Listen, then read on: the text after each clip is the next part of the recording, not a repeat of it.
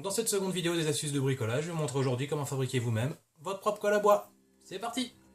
Donc pour cette recette, les ingrédients sont très simples à se procurer, on possède tout ça dans nos cuisines. Il va y avoir besoin tout simplement de lait, donc demi-écrémé, on s'en tamponne, du lait, de la farine et du vinaigre balsamique. C'est tout, rien de plus, rien de moins. Donc la recette est également très simple, on va juste doser le lait et la farine à dose égale. Donc pas besoin de balance, on n'est pas dans Top Chef, on fait ça à l'œil.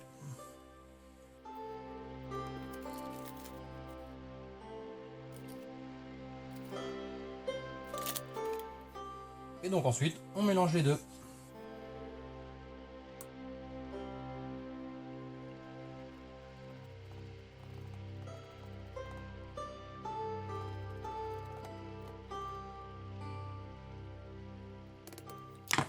Et donc ensuite, le plus important surtout, quelques petites gouttes de vinaigre balsamique. Donc en fait, c'est ce qui va apporter, grâce à son acidité, c'est ce qui va apporter le collant à la colle. Donc, ne me demandez pas pourquoi, je suis pas chimiste.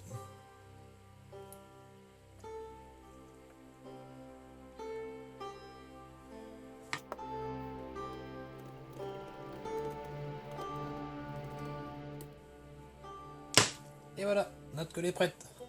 Donc maintenant que notre colle est prête, le meilleur moyen de voir si elle fonctionne bien, c'est de la tester. Donc j'ai ici deux petits morceaux de châtaignier que j'ai prédécoupés et qu'on va essayer de coller ensemble. Donc on applique la colle au pinceau de préférence et on y va généreusement.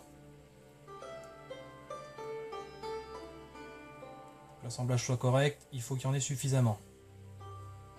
Le plus important, c'est quand on a fait l'assemblage, il faut que ça dégouline. Je ferais une blague graveleuse si je dirais quand ça dégouline, c'est bon signe. Et pourtant c'est le cas. Et surtout très important, pour un assemblage en bois, il faut toujours le faire sous pression. Si on laisse les morceaux comme ça, ils vont pas coller, c'est sûr. Donc toujours un petit serre-joint.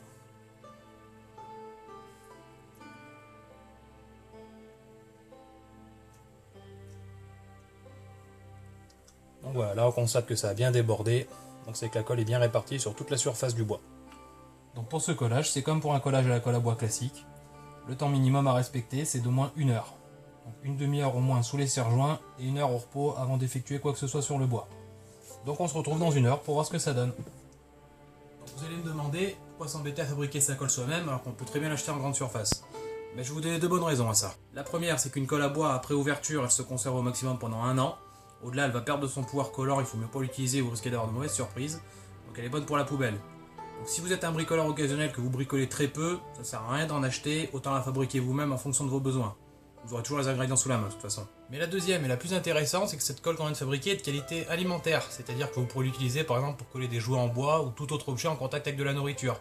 Comme vous avez vu, tous les ingrédients sont des ingrédients de cuisine, il n'y a aucun risque pour la santé. Donc il est vrai qu'on peut trouver des colles alimentaires dans le commerce, comme par exemple celle-ci, la Titebond 3, que j'utilise régulièrement, qui est une très bonne colle d'ailleurs. Mais le souci, c'est que c'est des colles qui coûtent très cher à l'achat. Donc si vous n'en avez pas l'utilité, même problème, vous risquez d'en perdre une grande quantité.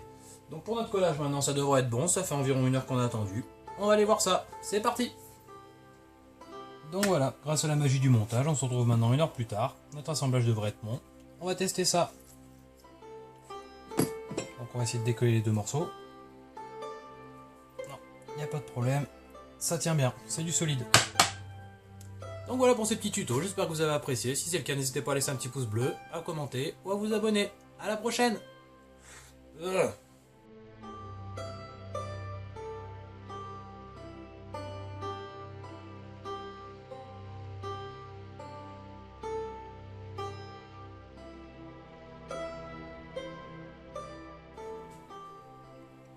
Peut-être que je pense à me raser un jour, moi.